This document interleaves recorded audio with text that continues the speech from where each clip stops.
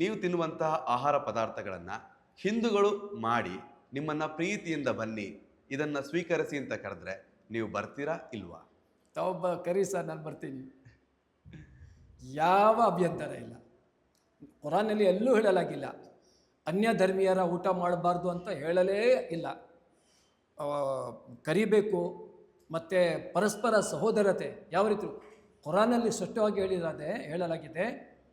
ವಲಾ ತಸುಬ್ಬುಲ್ಲದೀನ ಯದುಊನ ಮಿಂದೂನಿಲ್ಲ, ಅಂದರೆ ಬೇರೆಯವರು ಯಾವ ವಸ್ತುಗಳನ್ನು ದೇವ ಎಂದು ತಿಳಿದುಕೊಂಡು ಪೂಜಿಸುತ್ತಾರೆ ಅವರ ಪೂಜನೀಯ ವ್ಯಕ್ತಿಗಳಾಗಲಿ ಪೂಜನೀಯ ವಸ್ತುಗಳಾಗಲಿ ನೀವು ಅದರ ವಿರುದ್ಧ